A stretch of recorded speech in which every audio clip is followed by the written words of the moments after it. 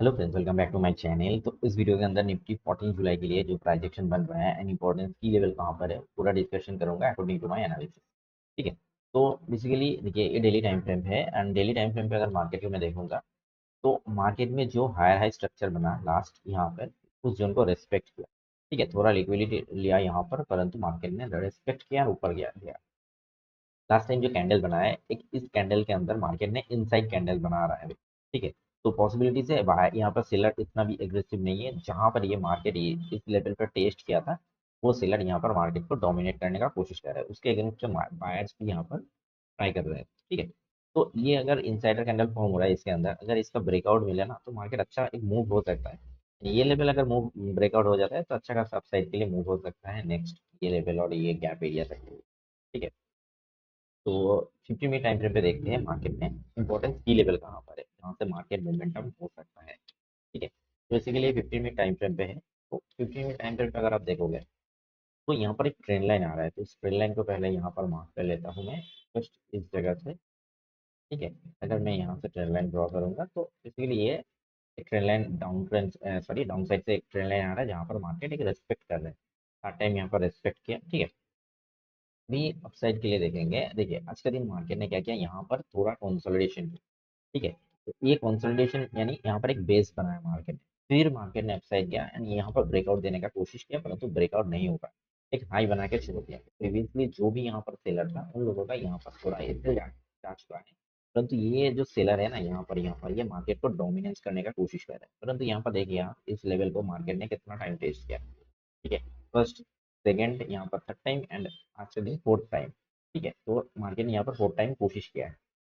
तो ये basically weak हो चुका है, क्योंकि मार्केट अगर किसी भी जोन को बार बार अप्रोच करे तो वो थोड़ा वीक हो जाता है जोन। ठीक है। तो अभी मेरे लिए की लेवल कहाँ पर होगा, तो अगर इंपॉर्टेंस में सपोर्ट जोन यार देखूंगा। ठीक है, या डिमांड एरिया, ये वाला एक डिमांड एरिया है, क्योंकि मार्केट देखिए ना यहाँ पर विक्स बनाया, कंसोलिडेशन किया, ब्रेकआउट किया। ब्रेकआउट रिटेस्ट यहाँ पर हो चुका है।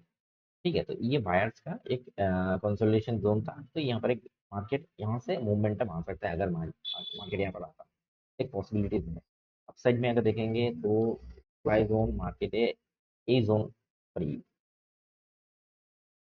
मार्केट में ये जोन जो है ना, ये जोन मार्केट में थोड़ा यहाँ पर रिजेक्शन दे रहा है। ठीक है। एंड आज के दिन यहाँ पर मार्केट ने एक हाई बनाया है। तो मैं ये इस हाई को यहाँ पर पकड़ लूंगा। ठीक है। बेसिकली तो ये वाला हाई मेरे लिए एक रेजिस्टेंस है, कि बेसिकली मार्केट यहाँ पर टाइम बिता रहा है कंटिन्यूसली, यहाँ पर गैप डाउन हो रहा है परंतु मार्केट अपसाइड में मूव हो रहा है। तो ये जो रेजिस्टेंस है ना, ये इतना स्ट्रांगली नहीं रिएक्ट कर सकता। ठीक है, क्योंकि उसके बगल में ही मार्केट यहाँ पर कंसोलिडेशन कर रहा है। ठीक है। ये रेजिस्टेंस अप्रोच हो रहा है। ठीक है। तो ये जब ब्रेकआउट करेगा ना, यहाँ पर ब्रेकआउट क्लोजिंग देगा ना, तो ये शायद यहाँ पर ये पैनिक पे आ जा सकता है। ठीक है, ये पैनिक ब्रेकआउट हो सकता है। तो देखिए, अभी मेरा इंपॉर्टेंट जोन यहाँ पर मैंने डाल दिया, ये एक रेजिस्टेंस है। मार्केट अगर ऊपर जाता है तो मैंने सपोर्ट एंड रेजिस्टेंस यहाँ पर मैंने ड्रॉ कर लिया। तो ये वाला एक सपोर्ट, ये पूरा मैंने यहाँ पर ड्रॉ कर लिया। अभी देखिए पॉसिबिलिटीज क्या है यहाँ पर।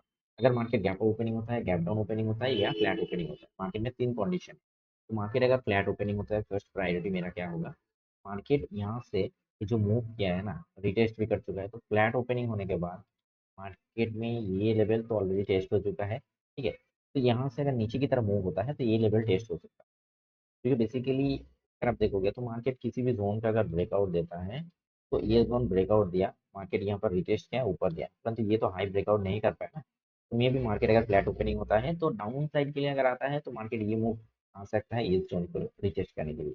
ठीक है। ये अगर ब्रेक डाउन होता है तो ये यहाँ पर एक ट्रेंड लाइन है, तो यहाँ पर सपोर्ट लेने का चांसेस ज़्यादा है। अगर ब्रेक डाउन होता है तो नीचे का लेवल ये वाला एंड ये इंपॉर्टेंस लेवल यहाँ पर। नहीं, एक जहाँ से आके move किया तो ये एक रिजेक्शन आ सकता है, पुल बैक आ सकता है यहाँ से। ठीक है, इस तरह से। तो फ्लैट ओपनिंग की अगर फ्लैट ओपनिंग होने के बाद अपसाइड में ब्रेकआउट देता है, तो ये अगर ब्रेकआउट क्लोजिंग देता है तो मार्केट में भी अपसाइड के लिए मूव हो सकता है ये लेवल के लिए। ठीक है। ये भी अगर ब्रेकआउट होता है तो ये ब्रेकआउट कंफर्मेशन चाहिए। ठीक है। यहाँ पर अगर ब्रेकआउट देने में थोड़ा मार्केट अगर सॉरी जैसा कैंडल बना है या शूटिंग स्टार कैंडल बना है यहाँ पर, तो पॉसिबिलिटी से यहाँ से भी मार्केट रिवर्स आ सकता है। तो ये जोन को अच्छे तरह से ऑब्जर्व करना पड़ेगा। ठीक है। अभी देखिए मार्केट अगर गैप डाउन या गैप ओपनिंग होता है, गैप डाउन अगर इस एरिया पे होता है इस एरिया पे होता है तो डेफिनेटली मार्केट यहाँ से अपसाइड के लिए जा सकता है, पॉसिबिलिटीज है। ठीक है, यहाँ से अगर डाउन साइड के लिए मूव होता है तो ये लेवल टेस्ट हो सकता है, परंतु ये स्ट्रॉन्ग सपोर्ट है। ठीक है, ये मार्केट एक स्ट्रॉन्ग सपोर्ट की तरह रिएक्ट कर सकता है।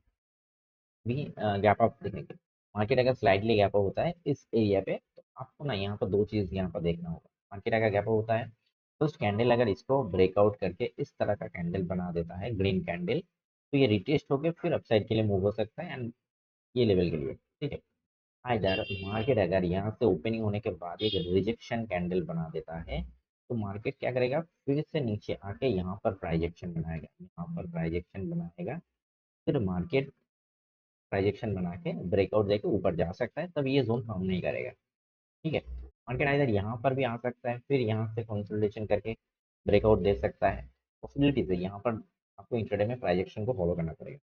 ठीक है, यहाँ पर होगा अगर ज़्यादा अपसाइड के लिए मूव होता है तो डेफिनेटली ये जगह पे अगर मूव कैप ओपनिंग हो जाता है, डेफिनेटली आपको डाउन साइड के लिए देखना होगा फर्स्ट, क्योंकि यहाँ पर कैप फिलिंग हो सकता है। तो ऐसे भी अगर बिग गैप डाउन होता है तो भी पहले गैप फिलिंग हो के फिर मार्केट नीचे आ सकता है। कंडीशन क्लियर हो गया, तो देखेंगे मार्केट कल के दिनों में इस की लेवल को कैसे रेस्पेक्ट करता है एंड कंडीशन मैंने यहाँ पर डाल दिया। तो आपका प्लान हमेशा क्लियर होना चाहिए कि कल के दिनों में आपका प्लानिंग क्या है। अगर मार्केट गैप ओपनिंग होता है, गैप डाउन ओपनिंग होता है, जो भी होता है, आपका कंडीशन अगर क्लियर रहेगा तो आपको ट्रेड लेने में हिचकिचाहट नहीं होगी। ठीक है, तो thank you for watching my